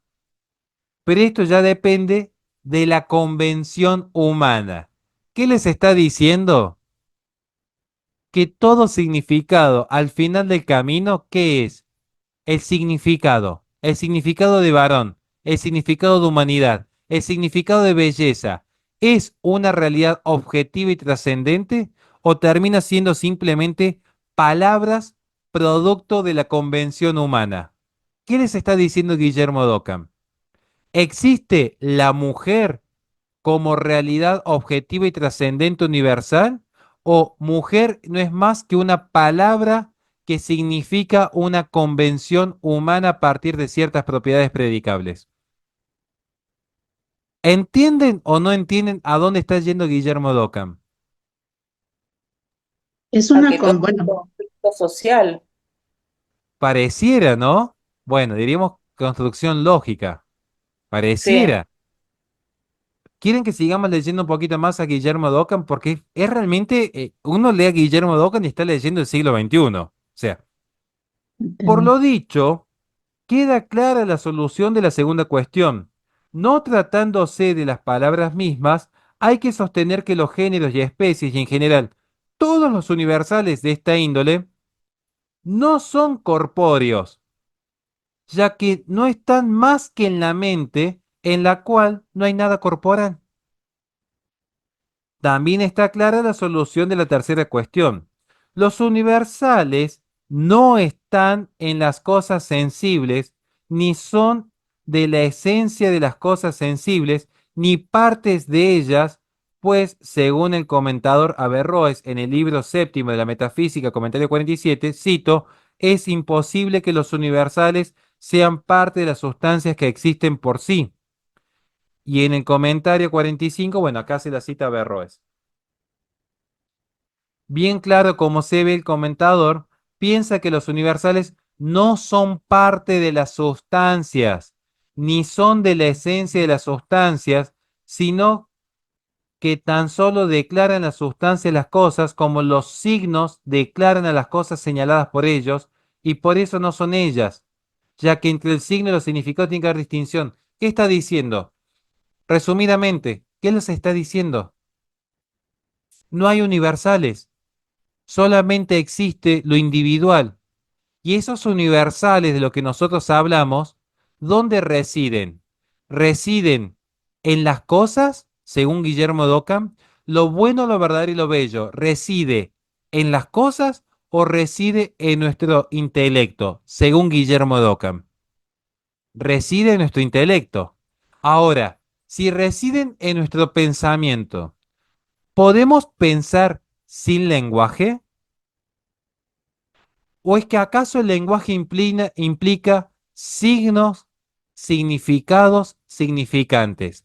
Porque si el lenguaje implica signos, significados y significantes, al final del camino, los universales terminan siendo simplemente una convención humana. ¿Por qué? Porque solamente reside en la mente humana. Y por lo tanto, no hay universal. No existen los universales ya. Y si no existen los universales, ¿qué aprendo yo? ¿Aprendo la metafísica de las cosas? ¿Aprendo el res, el unum, el aliquid, el bonum, el pulcrum, el verum? ¿O lo que aprendo es la experiencia sensible de la cosa en particular? ¿Están viendo cómo se habilita el empirismo más radicalizado? ¿Cómo está muriendo la metafísica? ¿Van comprendiendo cómo muere la metafísica aquí, sí o no? O sea, porque ya no hay una metafísica, no hay nada más allá de la física. ¿Qué es lo que hay en la física? El objeto concreto, este mate. Y todo lo que yo pueda predicar del mate va a ser un predicamento conceptual, va a ser un predicamento del lenguaje. No hay un universal en sí. ¿Captaron o no captaron? Porque si se entendió acá, podemos terminar la clase. ¿Dudas? Le escucho a Laura Hernández. Entonces, esto es la base de lo que es ahora los géneros. El universal sería hombre y ahora hay más de 200 géneros. Es la base de toda la modernidad y la posmodernidad es la profundización de la modernidad. Porque ya no hay nada, o De, sea, ya no hay una metafísica, ya no, ya es literalmente la apertura al nihilismo, le diría. Es la apertura de la filosofía del lenguaje, es la apertura a toda ideología, no solamente el género, a toda ideología. sí, Porque ya porque no de hay ahí más que la parte todo. experiencia propia. Ujú, Sí, o exacto. sea, es que yo soy mujer porque así lo definió alguien como concepto, no porque realmente lo sea, ¿no? O Es sea, es que el concepto que me dieron a mí. el que diría Guillermo Dockham, Guillermo no lo haría de su ser. Guillermo diría, el concepto, la esencia de ser mujer no es algo objetivo, sino algo que reside en la mente. ¿Cuál es la convención humana respecto a qué es una mujer? Bueno, veamos cuál es la convención. Eso es lo que diría Guillermo Dockham. Usted tiene su experiencia, pero el trascendental como mujer no existe ya. El trascendental de ningún tipo, el género de especie, género humano es, a ver, el género animal y la especie racional por sí misma no existe, porque esas son categorías propias del intelecto. ¿Van captando hasta aquí, sí o no? Sí, profe, la verdad tampoco, ¿no? Porque no puedo conocer el verum, nada. Ay, entendimos el punto. ¿Qué pasa con la fe? ¿A la fe llegamos por un acto de voluntad o por un acto de razón?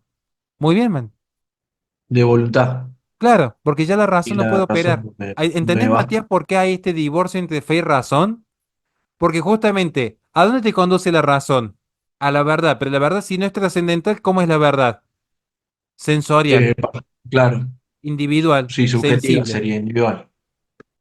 ¿Qué pasa con la fe? ¿Ahora la fe es una fe universal o damos espacio a que cada uno pueda predicar su propia fe, interpretar libre y voluntariamente la verdad revelada, crear su propio magisterio? ¿Van entendiendo todas las consecuencias que tiene este pensamiento, no? O sea, Todo es relativo.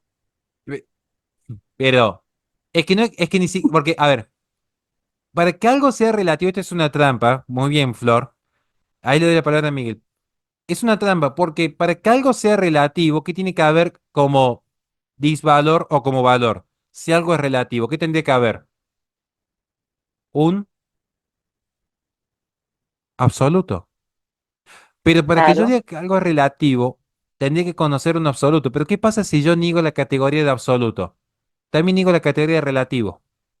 Esto lo tiene que tener muy presente cuando debatan con un relativista, porque el relativista en realidad nunca se va a autopercibir relativista, porque si se percibe relativista, posiciona un absoluto como contrario, le da categoría a lo absoluto.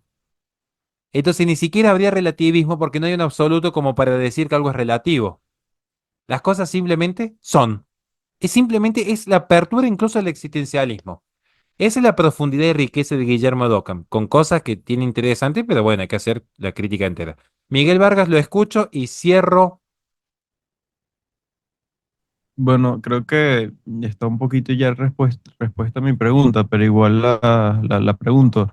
¿No es esta afirmación contraria al creer en Dios? O sea, ¿se puede creer en Dios y Por creer fe. que los universales no existen al mismo tiempo? No, se cree por fe. Se cree por fe porque él va a decir que ahí está muy bien tu pregunta, Miguel. ¿Qué va a decir Guillermo Dockham? Es mucho más extenso. Pasa que no quiero hacer clases como que duran 15 meses porque me doy cuenta que no sirve. Entonces tuve que resumir mucho. Si no, vamos a estar como con Don Scotto, que tuvimos como medio año hablando de Don Scotto. Se cree por fe. Ahora, lo único universal, ¿qué es? ¿Qué es lo único universal según Guillermo Dockham? Lo único universal. El ente particular es lo único real que existe. No, no, como universal. Lo único universal y necesario. Recuerden que él fue discípulo de Dos Dios. Scott. Exactamente, Dios. Entonces, Dios es voluntad absoluta. Vean ustedes que Guillermo Ockham va a hablar de la voluntad absoluta de Dios para no limitarlo.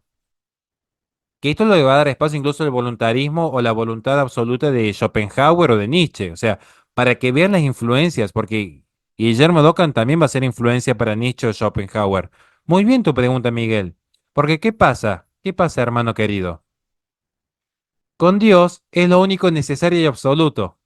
Entonces, creer que hay universales en el cosmos es, en cierto sentido, limitar a Dios. Como Dios es ilimitado, no puede haber nada universal fuera de Dios. Por lo tanto, toda criatura no puede participar en lo universal, porque sería una forma de limitar a Dios. Incluso los predicamentos de Dios son una forma de limitarlo. Decir que Dios es muy bueno o es muy justo es limitarlo, es ponerle un límite. Porque ¿qué es lo que es la esencia? La esencia es lo que limita el acto de ser. ¿Se acuerdan de este concepto? La esencia es aquello que limita el acto de ser. Si Dios es puro acto de ser, es pura voluntad. Y si es pura voluntad, nada puede limitar la voluntad de Dios. Y esto puede llevar incluso a que algunos lleguen a sostener herejías como que hasta Dios podría crear el pecado por mera voluntad. O sea, vean los extremos a los que se llega, ¿no? Pero es así. O sea, él hace que Profe, la voluntad de Dios es ilimitada. Sí. esto da un poco también la pauta para aquellas personas que piensan que el Dios es un Dios lejano y nosotros estamos arrojados acá a la buena de la nada misma. Y en algún punto, no digo que lo haya dicho Guillermo Dockham, pero es lo que sostienen, por ejemplo, algunos deístas que consideran un Dios creador, pero que luego el hombre ha sido arrojado a una mera existencia sin sentido ya. Sí, en algún punto sí. No lo dijo Guillermo Dockham, pero puede habilitar, puede habilitar. Digamos, ¿no? Bien. Cierro la clase, gente. Gracias por la paciencia. Política Gracias, profe. contra, política contra la teocracia. Rápidamente, voy a decir esto rápido. Como hemos visto ya en su biografía, perseguido por Juan 22, él va a postular un pensamiento ya más político, se va a alejar de la teología y la filosofía lógica. Va a ser una gran influencia al laicismo, sin haber sido él laicista. Como les dije, vean las influencias que tiene porque él va a influir en el laicismo. ¿Por qué va a influir en el laicismo? Sí, porque se lo considera como una especie de teólogo reformista que deseaba recuperar un espíritu, entre comillas, según sus propios escritos, de un cristianismo primitivo. Vieron que está siempre esta idea de volver al cristianismo primitivo, ¿no? O sea, esto es muy natural, digamos.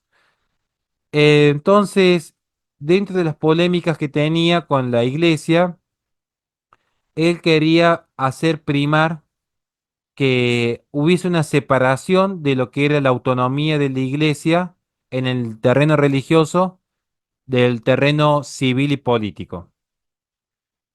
Él quería oponerse a lo que era el ideal teocrático del Papa como titular de las 12 espadas, el orden terrenal y espiritual. Em, uy, algo toqué. Y en ese sentido, cuestionaba incluso que el pontífice fuese hacedor de un poder político legítimo. Em, Occam fue uno de los primeros que advirtió del carácter espurio de la llamada donación de Constantino, decreto imperial atribuido al emperador Constantino I, en virtud del cual se le reconocía al Papa Silvestre I como soberano y se le donaba la ciudad de Roma. Esto es lo que él sostiene. Que luego tenga o no correlato con la realidad, eso lo estudiaremos luego. Esto es lo que él sostiene.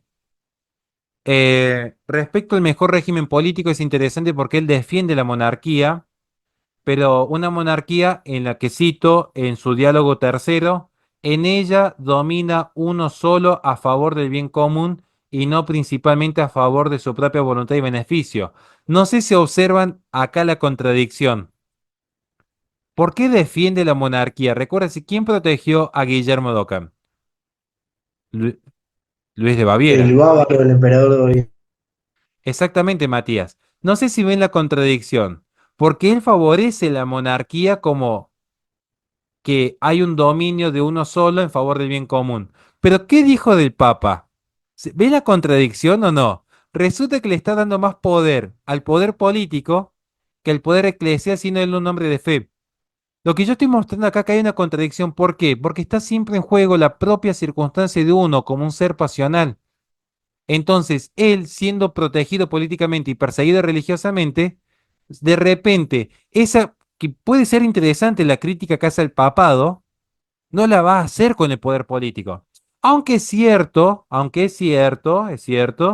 que sí va a defender las poliarquías medievales en cuanto a la división. Él defendía los colegios, las cofradías, los gremios, las hermandades, porque él favorecía las pequeñas comunidades civiles de la época.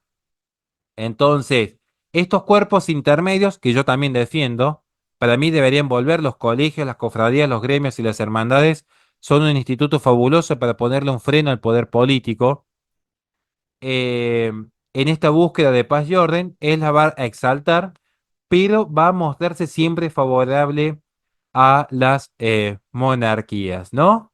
Pero ya una monarquía más secular y no una monarquía religiosa. Así que bueno, gente, miren, me esforcé mucho por explicar a Guillermo Dockham que tiene su complejidad. Espero de verdad que les haya gustado.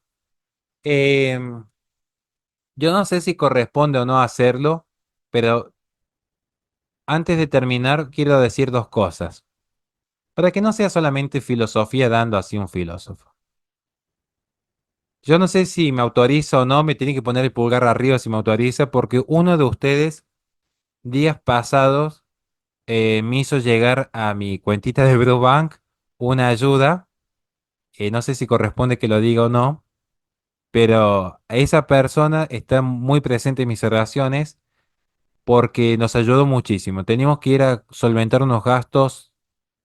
No quiero, no, porque si yo hablo de esta personita que está, de los gastos que tenemos con esta personita que está luchando contra el cáncer, implica cierta invasión a su privacidad, pero bueno, gastos higiénicos, lo podríamos decir así, creo que no estaría mal, que son un poquito caros, y uno de ustedes me hizo llegar una ayuda que era muy necesaria en ese momento porque vayan ustedes a cualquier lugar a preguntar los precios y fue realmente una bendición. En ese momento que teníamos que ayudar a la mamá de Angie, que tenía muchos gastos de índole higiénicos para su hija, fue una bendición.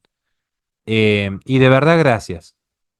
Si no me levantó el pulgar es porque no quiere que lo haga público, sino decime hermano y yo y lo digo, pero quería hacerte saber que realmente muchísimas gracias, porque eso también es filosofía.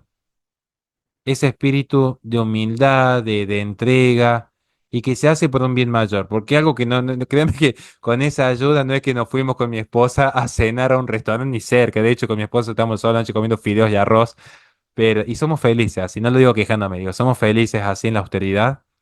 De verdad, gracias. Y también quería compartirles algo que se vincula con la filosofía que no tiene nada que ver. Pero les quería compartir algo que no tiene nada que ver con la materia. Pero se los comento a ustedes porque los aprecio mucho a todos. El otro día salía de misa y escuchaba una entrevista a un artista que a mí me gusta mucho, que se llama Argentino Luna. Quizás los que son de Argentina lo conozcan, quizás lo conozcan Argentino Luna. Cantador de folclore, la verdad que un cantautor de décadas llevando su arte a Argentina. Un autor simple y humilde que no es de aquellos que te cobran una fortuna primero de un show, incluso de shows ad honorem en causas caritativas, lo cual eso hace que se gane mi respeto. Podemos coincidir o no políticamente, pero yo sí tiene mi respeto. Y el otro día contaba en esa entrevista, vinculado a lo que es la filosofía del tiempo, ¿no? Contaba este autor, este cantautor, que había tenido que dar un show en Mar del Plata y que de ahí se tenía que venir a Córdoba a dar una serie de entrevistas, otro show y volverse a sus pagos, ¿no? Tiene un pequeño ranchito donde él vive con su esposa. Y le preguntaban, ¿y cómo hiciste? ¿A cuánto tiempo estaba Mar del Plata de Córdoba? Le preguntan en la entrevista, ¿cuánto tiempo tuviste que manejar? Pues tiene su autito, entonces dice, no, me dice, yo cargué mi guitarra en el asiento de atrás y nos vinimos directamente después del show manejando hasta Córdoba. Y la distancia, y habrán sido 3 termos de mate. O sea, ¿cómo mide la distancia? El tiempo que le lleva tomarse un termo entero de mate con su esposa. Dijo, bueno, fueron 3 termos de mate. Qué lindo poder llegar en la vida haciendo lo que uno ama, con la gente que uno ama. Eso lo digo también en relación a mi esposa. Midiendo el tiempo, no por horas, minutos, segundos, midiendo el tiempo por los momentos vividos. Poder medir el tiempo por ese momento vivo. ¿Cuánto te llevó viajar de Córdoba a Mar del Plata para dar una entrevista? Y 3 termos de mates con mi esposa.